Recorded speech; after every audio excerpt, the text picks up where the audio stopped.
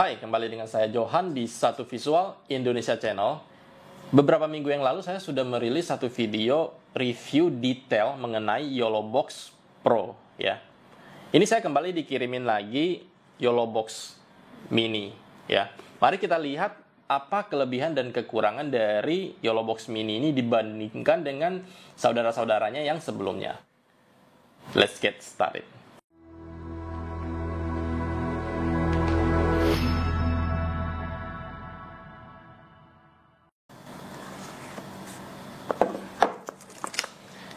Ini buku manualnya.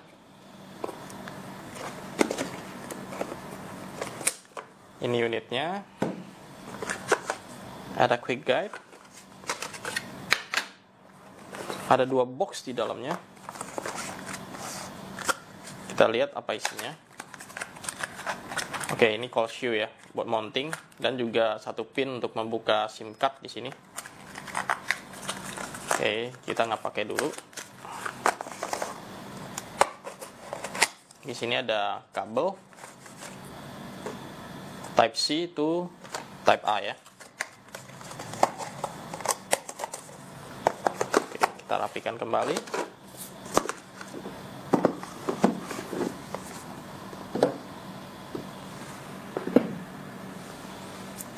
Oke, mari kita lihat unitnya. Dari sisi atas ya, kita lihat portnya HDMI ini cuma satu di sini. Ada USB juga. Ya, ini USB in ya, USB 3. Satu HDMI out di sini. Dan satu Ethernet port ya, ini untuk internet network. Di sini ada line in untuk kita masukkan audio in pakai line in ya, dan juga mikrofon in di sini. Di sini ada line out ya, untuk kita headphone kita bisa dengar. Dan di sini ada terakhir USB Type C ya. Type C ini untuk power doang. Dia tidak bisa jadi webcam seperti di YOLO Box Pro ya. Jadi Type C ini hanya untuk power ya. Nanti kita akan lihat perbedaannya.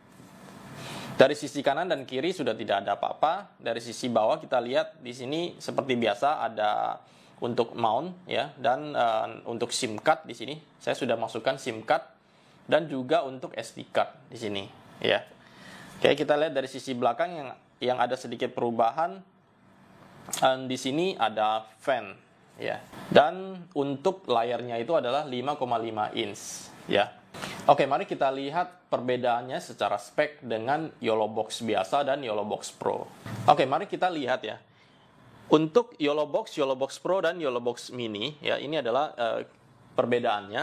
Di mana YOLO Box biasa ini 7 inch LCD, ya. YOLO Box Pro di 8 inch, dan YOLO Box Mini 5,5 inch.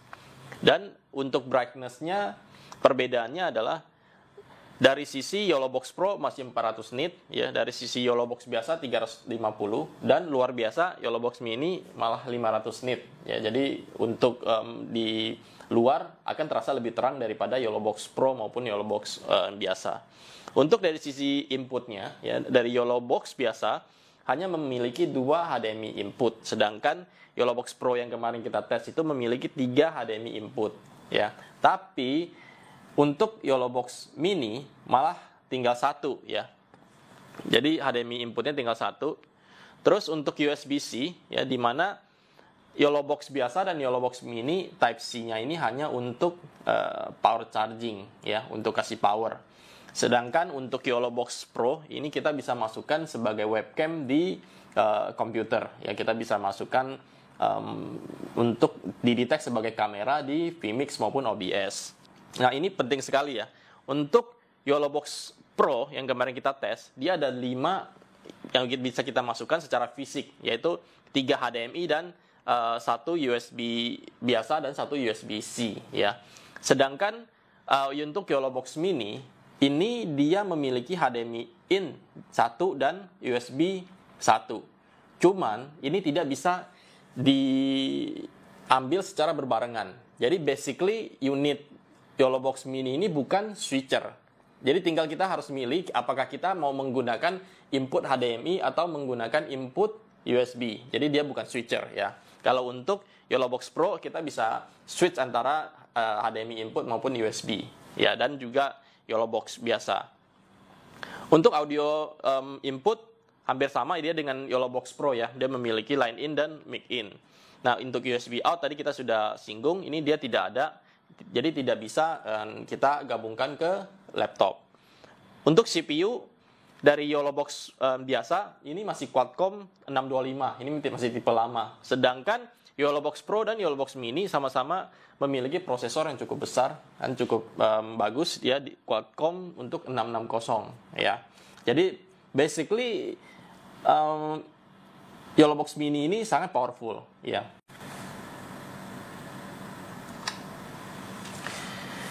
Oke, untuk satu lagi ya mengenai kekurangan dari YOLO Box Mini ada pada sisi fan-nya ya. Kalau kita melihat desain fan-nya untuk YOLO Box Pro itu dia pembuangan panasnya itu ada di samping kanan dan samping kiri. Tapi untuk YOLO Box Mini dia bikin di belakang. Artinya unit ini tidak boleh diletakkan di meja seperti ini karena panasnya itu akan tidak bisa keluar sehingga akan menjadi overheat. Ya, jadi baiknya unit ini kita kasih bracket ya untuk bisa berdiri atau bisa menyamping. Ya seperti ini. Saya bisa pasang di bracket seperti ini. Jadi menurut saya bagi kalian yang sudah memiliki switcher seperti RGB Link Mini ya, maka YOLO Box Mini ini merupakan device yang cocok bagi kalian. Mengapa? Karena di mana switcher ini dia tidak bisa langsung live ke platform. Dia membutuhkan PC untuk melakukan live ke YouTube, Facebook, dan lain-lain. Jadi kita menggunakan output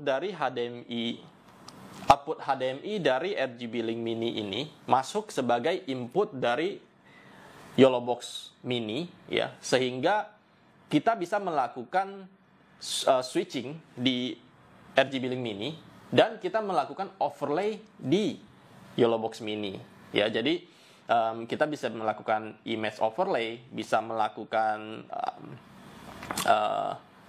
text overlay dan lain-lain menggunakan YOLO Box Mini, dan sekalian kita live langsung ke platform seperti YouTube, Facebook, dan lain-lain. Ya, kita akan coba practically bagaimana caranya kita melakukan live menggunakan Mini Pro untuk switching dan live menggunakan YOLO Box Mini. Oke, sekarang kita sudah pasangkan dari RGB Link Mini ini, outputnya itu masuk sebagai inputnya untuk YOLO Box Mini, ya. Dan kita buang HDMI outnya itu langsung ke monitor ini, ya, sehingga kita bisa lihat. Dan juga ini untuk powernya sudah saya pasangkan, dan untuk bisa internet saya sudah hubungkan ke LAN portnya kita, ya. Dan juga di dalam sini sudah saya masukkan SD card dan SIM card saya, ya. Jadi kita bisa lihat. Pertama kali kita akan masuk ke settingannya dulu. Kita akan masuk ke sini. Seperti biasa kita harus cek dulu semua settingannya sudah ada ya, dari email, terus dari account Facebook maupun YouTube kita sudah lewat, kita sudah aktifin ya. Kita tinggal jalanin live-nya ya. Ini saya tidak jelaskan secara detail lagi karena di video sebelumnya yang YOLO Box Pro saya sudah jelaskan sangat detail. Jadi kalau teman-teman ingin melihat kembali, saya akan taruh link di atas dan deskripsi di bawah ya. Oke, setelah ini sampai settingannya sudah selesai, kita back. Untuk melakukan streaming, biasa kita harus tanda plus dulu ya. Kita create live stream ya. Misalnya kita ambil untuk testing seperti biasa, dan ini tes, kita create ya. Nah, setelah kita create ya, maka kita sudah bisa masuk untuk live streaming ya. Go live buttonnya sudah keluar di sini ya. Nah, untuk switching antara input di sini saya ada satu dokumen kamera, satu kamera PTZ dari depan ya, dan juga satu input laptop. Nah, saya bisa ganti-ganti menggunakan RGB Link Mini ya, di mana Ini adalah PTZ kamera saya yang di depan, ya, dan input kedua adalah dokumen kamera ini, ya, dan yang ketiga adalah PC laptop saya yang di sini. Jadi saya bisa switch antara input tersebut menggunakan RGB Link Mini Pro, ya, dan saya melakukan overlay di YOLObox Mini. Oke, mari kita lihat di sini settingannya, ya. Ada satu tombol di mana kita bisa ganti untuk resolusinya, ya. Kita mau 1080p, 720p ataupun 480p. Kita bisa setting di sini, ya. Dan di sebelah sini ada tombol recording, ya, untuk kita kalau misalnya masukin SIM card baru kita bisa aktifin ini, ya. Kita bisa start recording untuk merecord semua apa yang kita lakukan di sini, ya. Dan oke, kita masuk ke settingan. Settingan ini lebih sederhana banget dibandingkan yang ada pada YOLObox Pro, ya, di mana SD manajemennya ada di sini. Habis itu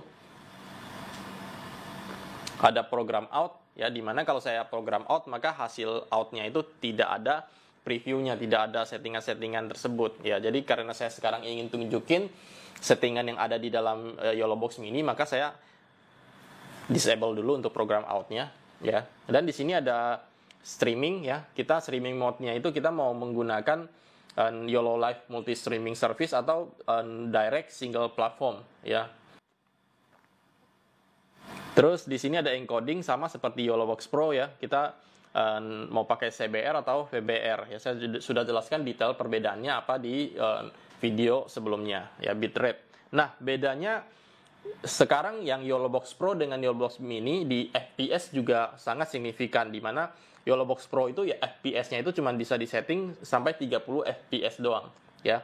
Nah, di YOLObox Mini kita bisa setting. Oke, dia minta kita stop untuk recordingnya dulu. Saya matikan dulu recordingnya dan baru saya bisa ganti untuk encoding settingnya, ya, dimana di sini dimana YOLObox Mini ini kita bisa ganti menjadi 60 fps, ya. Jadi ini perbedaan yang lumayan signifikan di YOLObox Mini, ya. Jadi bagi kalian yang ingin melakukan streaming menggunakan 60 fps, nah ini cocok, ya. Oke, recording limit sama ada 10, 20, 30 menit, 60 menit, dan continuously, ya. Oke, saya nggak bahas lebih lanjut lagi. Nah, di sini kita masuk ke layering dulu, ya. Dimana kuncinya kenapa kita gabungkan dua unit ini, ya. Karena YOLObox Mini bisa melakukan pekerjaan yang tidak bisa dilakukan oleh RGB Link Mini Pro, ya. Dimana kita bisa tambahkan overlay, ya. Di sini kita lihat ada overlay cantik yang kita bisa lakukan.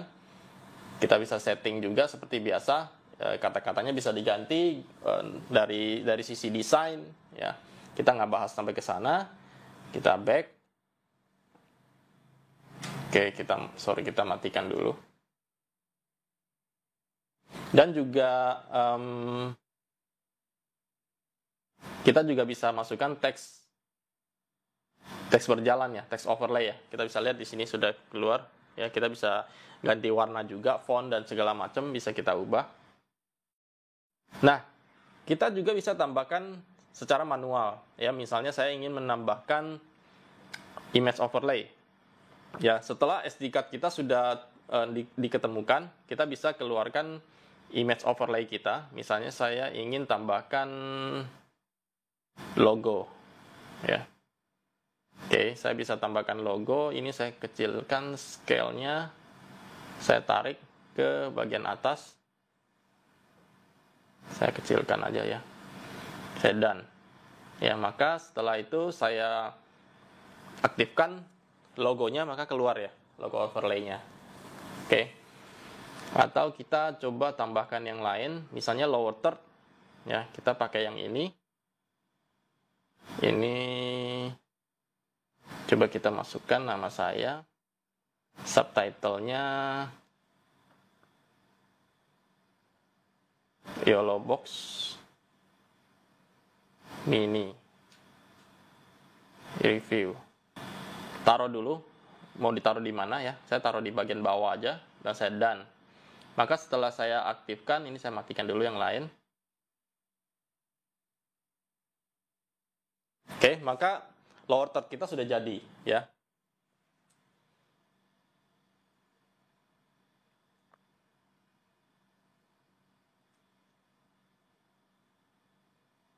Oke, saya coba matikan dulu. Nah, di sini juga masih ada ya, dipertahankan oleh YOLO Live ya. Masih dipertahankan di YOLO Box Mini, yaitu scoreboard ya. Kita bisa melakukan scoreboard juga di sini ya. Misalnya ada 2 tim dan lain-lain. Ini saya nggak bahas detail ya, bisa dicobain. Dan juga untuk chatnya ya. Jadi chatnya itu akan aktif setelah kita melakukan live. Nah, di sini kita kalau ingin melakukan live, kita harus nyalakan dulu, aktifin dulu account mana yang akan kita lakukan. Ya, misalnya kita pengen live kita akan coba live di public ya, di YouTube Satu Visual Indonesia. Kita coba cek bisa apa enggak. Oke, bisa. Dan juga di Facebook ya.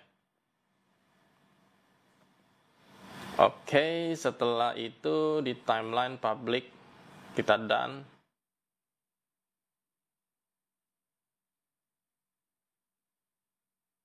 Ini ada kendala nih, kenapa nggak bisa? Oh, tadi kita settingnya itu under direct single platform ya. Coba kita cek, bisa nggak kita ganti untuk streaming mode-nya itu kita ganti. Oke. Jadi kita nggak bisa ya melakukan live streaming ke 2 platform kecuali kita menggunakan switch to menggunakan multi stream ini ya. Oke, kita coba cek kembali. Oke, sekarang kita sudah bisa live di 2 platform secara berbarengan. Oke, setelah itu kita tekan go live. Oke, dan done. Nah, kita akan coba bahwa misalnya ada satu orang yang chatting di live-nya kita akan coba keluarkan chattingannya itu. Ya, ini saya matikan dulu.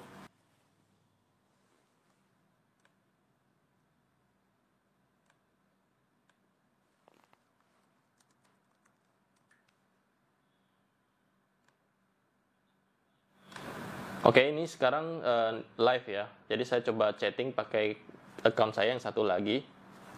Selamat datang.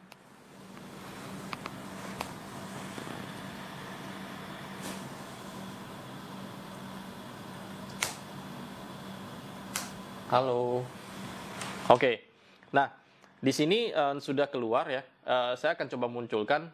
Saya tinggal klik di sini. Maka teman-teman semua bisa lihat ya, saya sudah pin chatting tersebut.